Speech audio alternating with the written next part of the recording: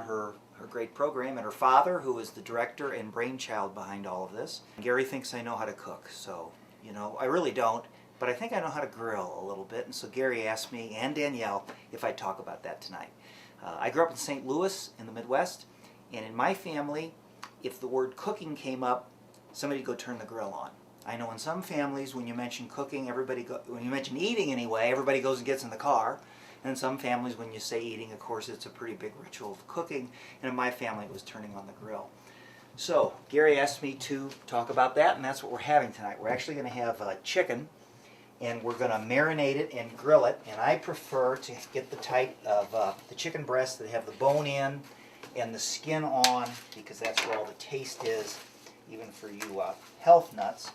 So what I've learned, and I like about grilling, is finding different special marinades for each entree, because that, in my mind, is what really makes it. And what I found I love for grilling chicken breast is Allegro hickory smoke marinade. So that's what we'll be using tonight. And as an aside, Allegro has another one, which was the first one I used years ago for Gary, in fact, and it was Allegro marinade that I use for pork. And I can't say enough about this on a thick cut of pork. In fact, I'm having a couple of couples over and a date Monday night, and that's what we're going to have, so that actually using some of these simple techniques, I can actually have a date over to the house, have a simple, easy meal, have another couple join us, not have a big cleanup, because everything we're going to do tonight is going to be on the grill. So, if it's meat or pork or chicken, you can marinate it for hours. So I wish I'd have gotten this in the fridge a little sooner. It's different with fish, but nonetheless, I use Ziploc bags, and I'll put a couple of pieces of chicken in here. And then always shake up the marinade. And I'm going to have to get out another bottle of that going. I put plenty of it in because it has so much to do with the flavor. After you've opened it, of course, you then have to refrigerate it. I encourage you to get all the air out of the bag, so I think it has the best chance to really flavor the entree, or in this case, the chicken. Seal it really well, otherwise you'll have it all over your fridge. I then put it on a plate so that if it does leak a little bit, it contains it. And then I'm going to get into the fridge about every 20 minutes and turn it over. At least try to marinate it for a couple hours if you can. And so, I'll be talking a little bit more about our meal in a second. But step one of the meal, besides going to the grocery and having everything, and there's not that much to it, is getting it marinating.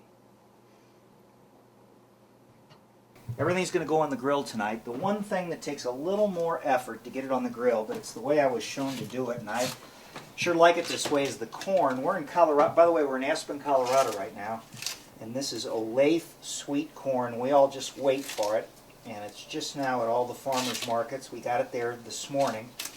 And how I like to do it is to use the husk on the grill.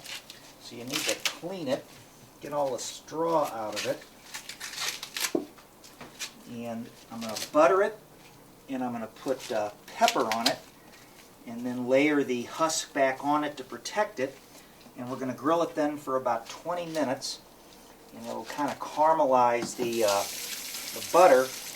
And if we catch it just right, it's fantastic. And if we don't catch it just right, it's only wonderful.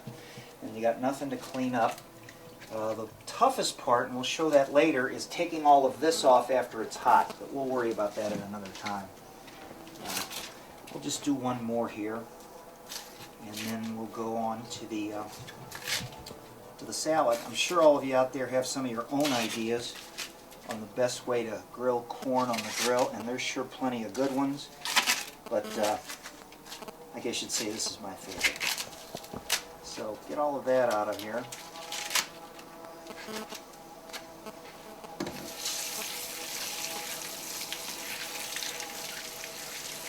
I think I'm told too, if we wash it with water, it not only helps get all that straw out of there, but it makes the corn a little more absorbent or something along those lines. I just find it takes the butter a little better. So let's go ahead and just do one of those. Put a whole lot of butter on it. And of course then when it's ready and we take it off the grill, you don't have to butter it or anything else. It's all ready to go. So your guests like that.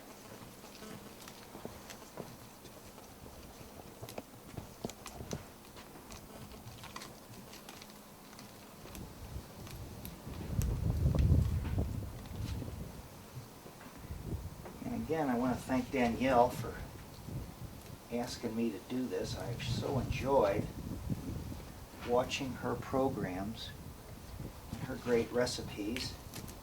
And I just can't even imagine getting to do this on the same stage with her. So thanks, Danielle.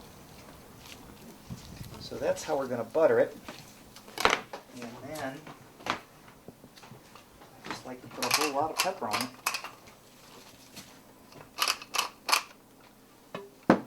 Take it, put the husk back on it, because this is going to be how we're going to grill it. And there we go. Usually 15 to 20 minutes ought to do it. The chicken tonight's going to take about 30, so it's going to be a little bit of a challenge tonight, because the chicken has to go first. Then after it's been on a while, we're going to cook it the indirect method. We'll talk about that a little later when we're out by the grill. We're going to do the chicken the indirect method, and then on where the burners are actually on is where we're going to do the corn, and then at the very end, with about a few minutes to go, we're going to do the asparagus. The asparagus only takes about 3 minutes. And the grill is a little tight for all of this, so that's going to be a fun challenge tonight, but I'm sure we can do it.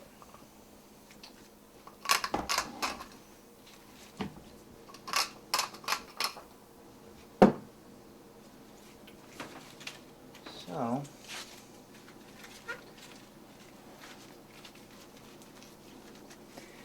actually there's just 4 of us having dinner here tonight, maybe only 3, but I'm going to make plenty of corn, because FYI, to those of you watching, my experience is everybody always wants more than 1 piece. If you have it, they will eat it, because it's that good.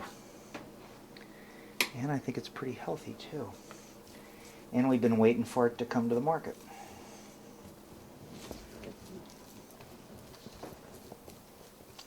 So, I think this is the last piece I'll do for right now, because I want to move on to making the salad, because shortly here I'm going to turn the grill on and get the chicken going.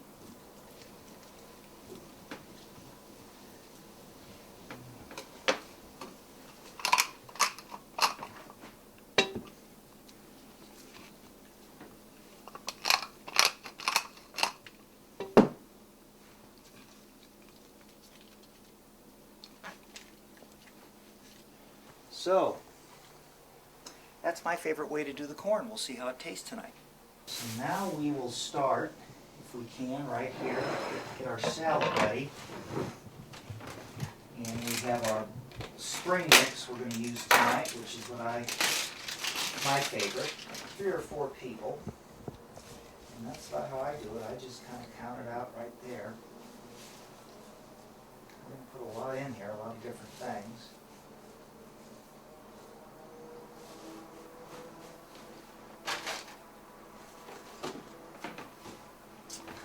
So, okay, I like the little small kind of cherry or grape tomatoes myself.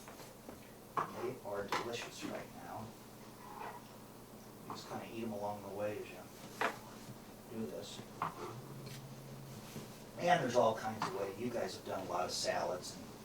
But I'm trying to focus on simple, easy, something that doesn't so stress you out that you won't want to do it for yourself for lunch. At least that's what it was for me. I had to have a way to do this that was abundantly easy so that I do it a lot and enjoy it, and I do. So I'm sure there's plenty of ways to deal with the tomatoes, but this is the way I do it. I get the small ones and put them in my own little plastic bag. And I just cut them in half and put them on the salad and eat them as I go.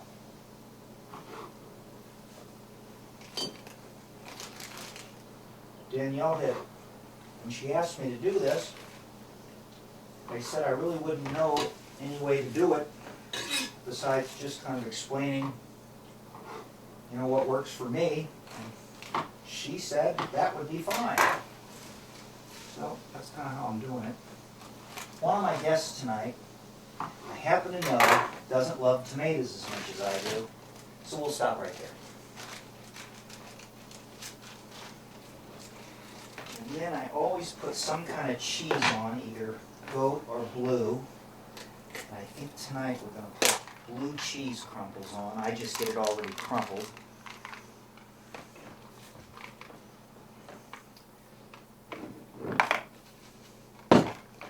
So I think that is a key ingredient, is the cheese. And then I love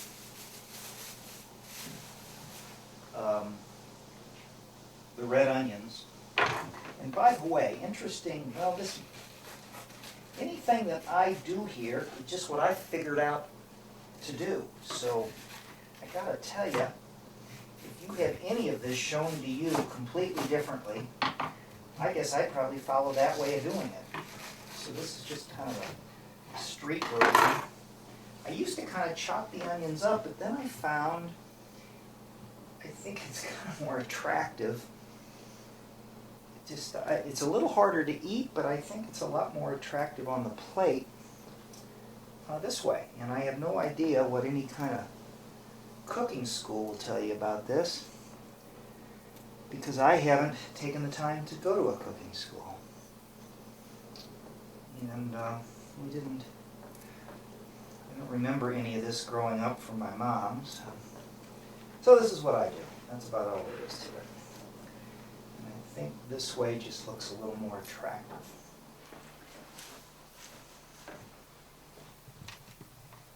Than just chopping it all up.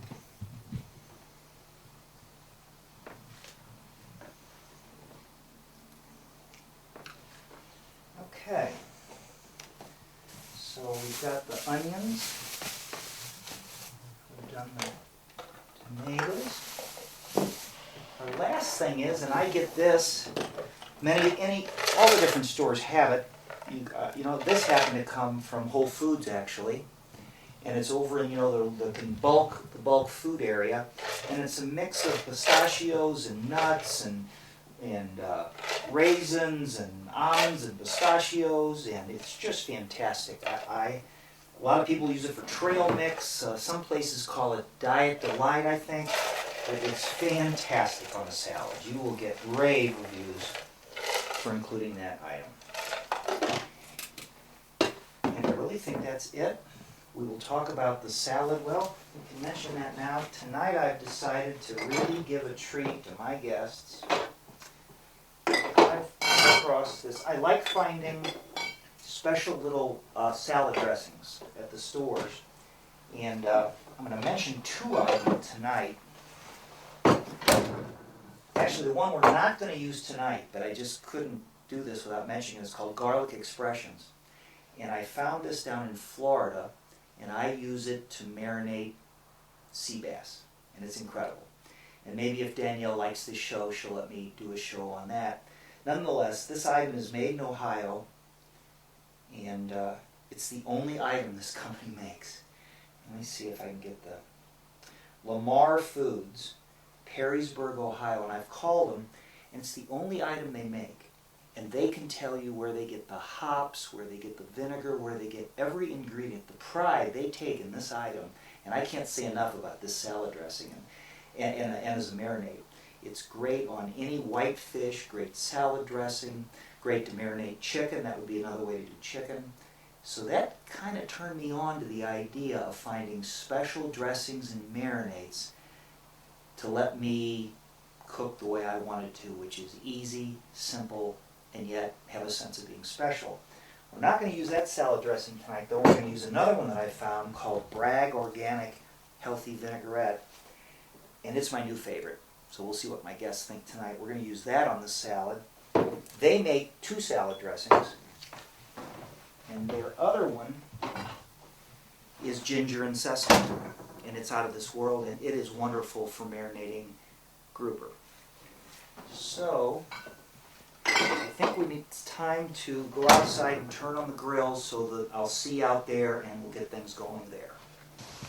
You know, grills all are different sizes. This is propane tank. It's got 4 burners, and because we're going to do the indirect method tonight, we're only going to want to fire up the outside ones, and I'm going to grill the chicken in the middle. But you're going to have to light them all the way across to get the far burner lit, because you know that's how these are set up. And then you go back and turn off the middle too. So a little technical answer to how you do that. But what we're going to end up with is burners on each end, the burners off in the middle, and that's where we're going to cook the chicken for 30 to 35 minutes. Then we'll use the outside burners, and that's where we'll get the corn going as best we can. I've got a little potato item I'm going to put up here, and then at the end we'll do the asparagus over here, and hopefully we'll have a great meal tonight. So the best to heat up the grill, I think, with it closed. So we'll give this about 10 minutes, and we'll put the chicken on. We're just about ready to put the chicken on, but I wanted to mention one little thing that I like to do with any of the things that I marinate and cook. So I just find this to be a simple thing to always little detail, and that is you've got these pouches, and they're all kind of messy and full of stuff and full of your marinade. So what I do is get the item I'm grilling out onto the plates. That'll look great. And then get yourself something that you can pour with, just some little vessel of any kind. Pour this in there, and then as you're grilling, pour it on the item you're preparing. No use losing that. And this is just an easier thing I find to do inside than out by the grill.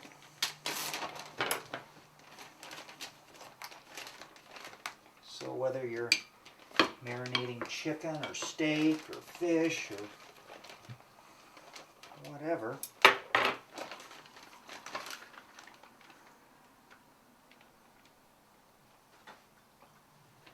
I go ahead and save it. Not save it for another use, but I pour it on the item I'm grilling as I'm grilling. And I leave this messy part in the house. So if you want to come with me, I'll come back and get that. Why don't we put the chicken on?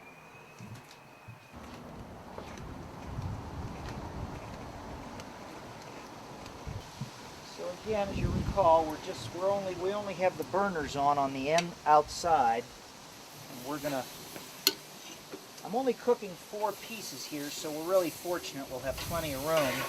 You can probably get, it seems to me, I've been able to do up to 9 pieces on here and still stay in the middle. You got to really pack it in. So tonight's going to be a little easier. And I'm going to go back and pick up the marinade. And I like turning it about every 15 minutes. Hey, I'm going to pick up my timer too. I don't know about you all, but I find a little timer works the best. I'll be right back. So I'm going to set the timer tonight to 7 minutes and 7.5, and therefore I'll end up turning it 4 times in the course of 30 minutes.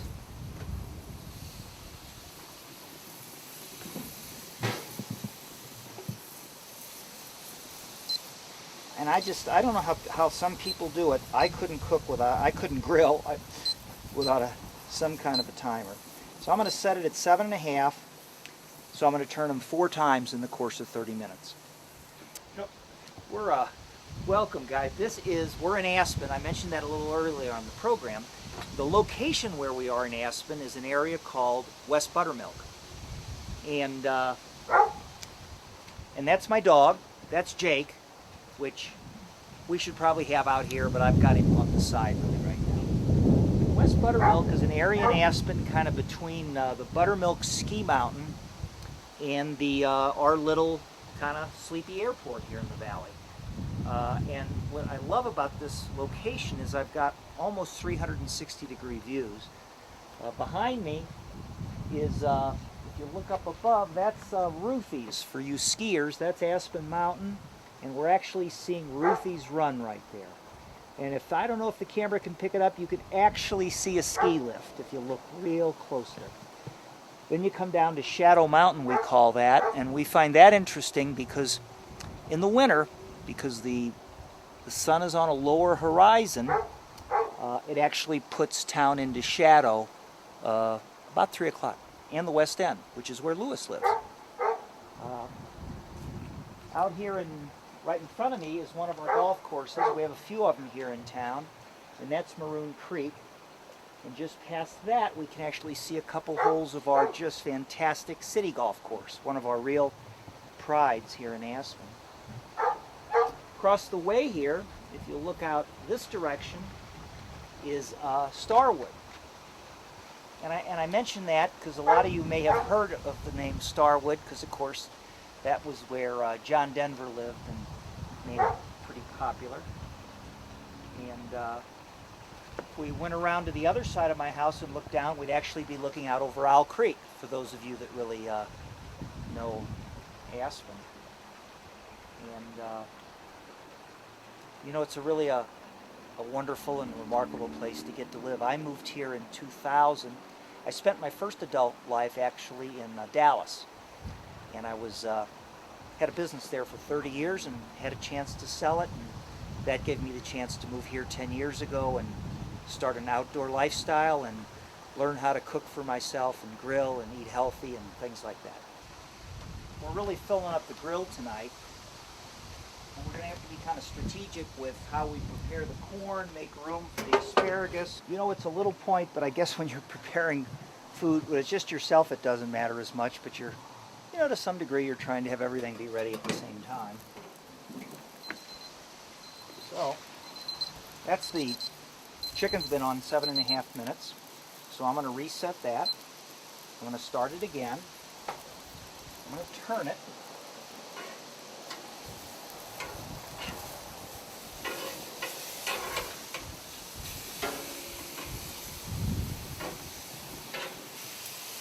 And then we're going to just see how we're going to fit this corn on it. We're kind of tight on space.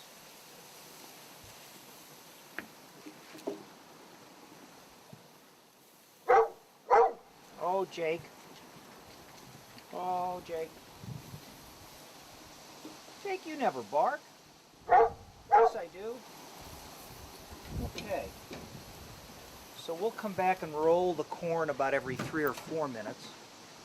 And we'll again be turning the chicken. We're really perched up high. You really see all the weather patterns, and you can see right now we've got a little storm coming in over Aspen Mountain. But the great thing is all the shadows and the light and the shimmering of the aspens. This is something all of us that are privileged to live here or visit really find special. Okay. Not only going to have dinner here, but then we're going to the ballet. We're seeing the Aspen Santa Fe Ballet tonight. We have our own dance group here, and they're actually internationally acclaimed. It's a real treat. Kind of underscores that one of the reasons so many of us feel so grateful to get to live here is there's not only all the beauty and that feeling of living remote, which is what I like about West Buttermilk in particular, but we don't give up culture. We have the Ideas Festival, and we have great film that comes, and we have our music festival, which is going on right now at the tent. I'm sure there's a performance tonight at Harris Hall, and then we have our dance company. Last week, I went and saw River North at the high school auditorium, and they were fantastic. They're from Chicago, I believe. And then, again, Aspen Santa Fe is doing a world premiere of a new piece of theirs tonight. So with that in mind, I'm going to kind of keep dinner going tonight. And so with that, when I was inside earlier, I went ahead and set the pot of coffee and the decaf, and everything will just keep moving kind of quickly. That wonderful salad that we made earlier, I put back into the fridge. So we're going to get our dressing on here.